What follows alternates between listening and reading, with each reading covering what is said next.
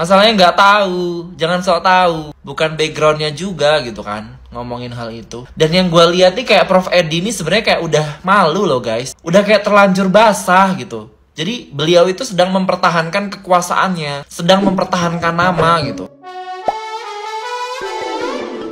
Hola netizen yang tercinta. Pro dan kontra terkait kasus kopi cyanida yang menewaskan Wayan Mirna Salihin dan menetapkan Jessica Wongso sebagai tersangka kembali ramai jadi buah bibir. Belum lama ini, Prof Edi Yarej kembali menjadi sorotan setelah membuat pernyataan yang dinilai fitnah serta menyudutkan Jessica Wongso yang kini dianggap publik tidak bersalah. Di salah satu program TV, Prof Edi Yarej pernah menyebut bahwa Jessica Wongso pergi ke Cafe Olivier 3 hari sebelum meracuni Mirna Salihin. Hal itu membuatnya yakin bahwa Jessica Wongso memang pembunuh dari Wayan Mirna Salihin. Namun baru-baru ini Prof Edi Yarej mengklarifikasi bahwa pernyataannya terkait Jessica Wongso tersebut diakui keliru. Hal ini kembali disampaikan setelah Prof Edi melakukan konfirmasi kepada Krisnamurti dan kawan-kawannya di Polda. Kemudian ia mendapat konfirmasi dari penyidik yang menangani kasus tersebut bahwa itu adalah hari yang sama, tapi jamnya saja yang berbeda. Sebelumnya, Otto Hasibuan sempat marah dengan pernyataan Prof Edi yang menyebut Jessica Wongso datang ke Olivier 3 hari sebelum melakukan eksekusi. Otto menyebut bahwa Prof Edi telah melakukan fitnah. Imbas dari hal tersebut, banyak netizen yang budiman menyerang ahli hukum pidana tersebut karena dianggap menyebarkan hoax. Nah, gimana nih menurut netizen yang maha benar? Silahkan berkomentar ya. Gue berlihat di timeline gue ternyata Jessica 3 hari sebelumnya tidak ke Olivier. Aduh, ini udah panjang ya urusannya kalau begini ya. Terus ternyata dikonfirmasi sama dokternya tidak ada otopsi. Aduh, ini yang ngomong profesor gue. Mohon maaf sebesarnya Prof. I love you so much untuk semua materi. Tapi kalau kayak begini nih agak ribet ya Pak. Karena jadinya miskonsepsi nih. Jadinya misleading nih. Semua netizen udah kocar-kacir nih ternyata tidak benar. Ini bagaimana ini? Soalnya platform sebesar itu, apalagi diundang podcast sama artis-artis, itu tuh ngefeknya gede banget. Karena netizen-netizen ini kan pada nontonin podcast daripada berita ya Kak, daripada bacain putusan. Jadi ya menurut gue sedih aja sih ngelihatnya, apalagi dari salah satu pakar hukum, apalagi juga salah satu pejabat tinggi publik, tapi informasi yang disampaikan salah gitu, karena itu bisa merugikan banyak orang dan hidup manusia juga. Tolong ini netizen, si Prof Edi ini diberikan pencerahan sedikit. Bisa-bisanya dia ngomong kalau nggak otopsi nggak usah bicara. Loh, apa nggak kebalik? Kalau nggak diotopsi ya jangan menuntut, jangan dikasuskan. No otopsi no case. Ini kok logikanya kok bisa kebalik kayak gini nih, gimana? Agak sengkler ini ya. Bisa-bisanya bilang kalau nggak otopsi jangan bicara. Lah dia Dr. Jaya didatangkan sebagai ahli yang toksikologi juga, toksikologi forensik. Lah dia yang memeriksa jenazah Mirna pertama kali.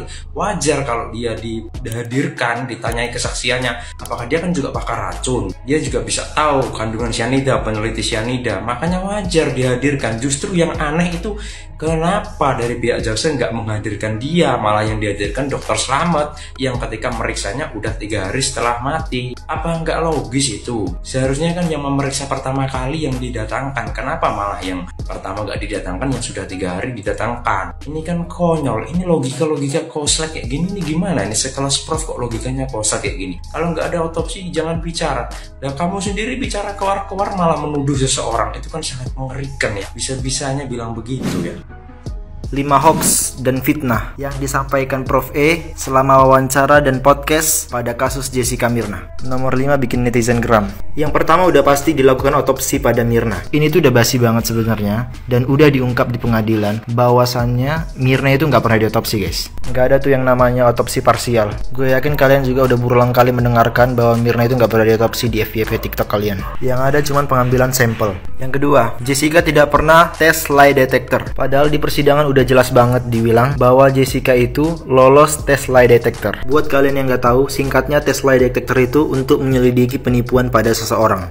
Artinya itu tes kebohongan. Gue yakin kalian pasti udah sering dengar hal ini di FYP TikTok kalian. Bahkan Prof E sendiri bilang bahwa orang seperti Jessica tidak akan mempan dengan tes lie detector. Ini seorang profesor loh yang bilang. Yang ketiga, Jessica datang ke Cafe Olivier 3 hari sebelum kejadian. Ini udah jelas hoax karena udah dikonfirmasi sama beliau. Yang keempat, ditemukan 900 mg cyanida, padahal itu garam. Pantas di Indonesia banyak pengangguran karena satu orang merangkap berbagai jabatan. Kalau tidak melakukan otopsi, ya udah tidak usah bicara. Bukan gue yang bilang, Prof E sendiri yang bilang. Gue yakin kalian juga udah pernah dengar hal ini. Ini yang terakhir, kadar 0,2 mg cyanida itu mematikan. Itu kata Prof E. Padahal kata Dr. Jaya yang udah punya pengalaman di bidang cyanida selama berpuluh-puluh tahun, itu bilang kalau misalnya 0, mg cyanida itu tidak mematikan. Dan para ahli kimia yang udah berseliweran di TikTok itu bilang 0,2 mg cyanida itu nggak mematikan. Gue yakin kalian juga udah sering dengar ini. Sesuai pernyataan beliau, kalau tidak melakukan otopsi, ya udah tidak usah bicara. Wah, jelas dong Pak. Sekarang itu netizen paling pintar dan paling kreatif. Dan saya itu paling seneng kalau netizen bersuara itu pasti didengar oleh pemerintah. Apalagi suara netizen itu dibantu oleh orang-orang yang kompeten, yang istilahnya ada disuarakan oleh ahli ya. Itu cepet banget gitu pemerintah itu bisa menerima segala apa yang di sounding oleh para netizen itu. Wah, pokoknya netizen itu luar biasa sekarang ini. Dan jangan salah, netizen Indonesia sekarang itu pinter dan cerdas. Bukan cuma nyinyir, tapi dia mengkorek sampai ke akar-akarnya. Jadi, kasus apapun yang bisa terblow up oleh netizen, pasti pemerintah atau orang-orang terkait, polisi, jaksa, hakim, atau apapun lah, pengacara dan sebagainya, itu bisa terintervensi dengan suara netizen, guys. Mantap nggak tuh netizen? Ya, saya juga netizen, tapi saya juga menyuarakan berdasarkan hati nurani rakyat. Dan jangan sampai terkontaminasi, karena apapun yang namanya ketidakadilan itu adalah bisa merusak mental bangsa kita, terutama untuk generasi bangsa kita. Jadi tegakkanlah keadilan, dan ketidakadilan itu bisa merugikan orang lain, dan itu dahsyat, fatal jadinya kalau kita memang tidak peduli dengan keadilan tersebut. Oke? Maju terus ya Bang Oto. Oto Hasibuan yang jelas. Abang sehat dan bisa terus menyuarakan hati rakyat ya. Salam, kita Gading. Kalian udah nonton belum di catatan demokrasi pertarungan antara bapak yang satu ini dengan bapak yang satu ini soal rekaman CCTV yang baru dibeberkan oleh Bapak Mirna pada saat di acaranya Pak Karni Ilyas. Nah, bener banget apa yang disampaikan dengan bapak yang satu ini, gue lupa namanya, soal CCTV tersebut tidak bisa dijadikan sebagai alat bukti karena kekurangan banyak hal. Ya bener banget, soal wajah Jessica itu tidak ada pada saat CCTV itu diperlihatkan. Jadi emang kelihatan kalau tangan itu seperti menaruh, tapi ketika di zoom oleh bapak yang satu ini, hasilnya enggak. Tangan itu hanya seperti bergerak, tapi tidak melakukan gerakan-gerakan seperti menaruh barang seperti ini dan semacamnya. Dan lagi pun soal menaruh dan menaruh ini, kan barang itu cyanida ya. Cyanida itu kan sesuatu hal yang agak sedikit beresiko kalau dipegang dengan tangan kosong dan segala macam. Udah jelas tuh di CCTV tersebut tangannya tangan kosong gitu. Jadi emang nggak bisa dijadikan bukti sama sekali. Terus soal wajah Jessica yang tidak kelihatan juga udah dibeberkan juga, itu tidak bisa dijadikan alat bukti karena wajahnya nggak kelihatan. Lalu disuruhlah untuk menyatukan, menyinkronkan antara semua CCTV dari channel 1 sampai channel 17 karena memang nama file CCTV-nya ada CH17, berarti ada 17 channel yang kata bapak satu ini. Tapi itu tidak bisa dibuktikan karena beberapa file tersebut tidak bisa ditayangkan, entah kenapa. Jadi untuk menjadikan itu sebagai alat bukti, menurut bapak ini adalah dengan menyinkronkan seluruh dari CCTV tersebut dengan waktu yang tepat, tanpa ada potongan jeda dan segala macamnya. Barulah dijadikan sebagai alat bukti. Menurut kalian kayak gimana guys? Gua sih dukung bapak ini. Terkait statement Prof Edi ini yang ngefitnah Jessica, kalau katanya Jessica udah datang di Oliver Kopi Klotok itu 3 hari sebelumnya, dan dikonfirmasi sama beliau sendiri bahwa ternyata enggak. Mungkin pernyataan-pernyataan yang lain juga bisa diklarifikasi ya Prof, terkait cyanida, terkait otopsi gitu. Masalahnya nggak tahu, jangan sok tahu, bukan backgroundnya juga gitu kan ngomongin hal itu. Dan yang gue lihat nih kayak Prof Edi ini sebenarnya kayak udah malu loh guys, udah kayak terlanjur basah gitu. Jadi beliau itu sedang mempertahankan kekuasaannya, sedang mempertahankan nama gitu. Itu yang gue lihat ya. Kalau menurut kalian gimana? Gue nggak tahu.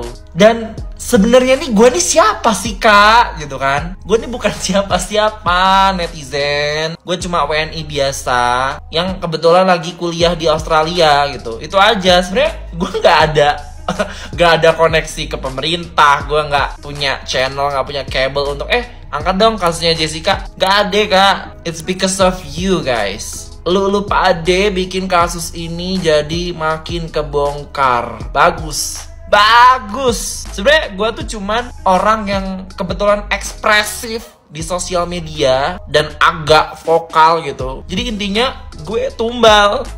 Kalau gue ada apa-apa, lu pade, tau nggak? Gara-gara lu pade. Kalau ada tukang bakso lewat, ada AP, lu congor gue ini bisa kebuka gara-gara lu pade juga hantu. Udah tahu gue orangnya dikasih ini itu dikit, gue ngomong. Jadi tolong netizen jangan terlalu vulgar nge-tagin gue, jangan terlalu rajin. Tag yang lain, tag Esther kayak ada siapa, tag mereka aja, jangan nge-tag gue mulu gitu. Kreator yang lain banyak. Berita-berita di Indo juga ngapain nih media-media ngeberitain gue. Yang lain kayak yang speak up bukan cuma gue, kenapa gue yang dibawa-bawa gitu. Tolonglah. Gue minta tolong banget netizen yang nah lo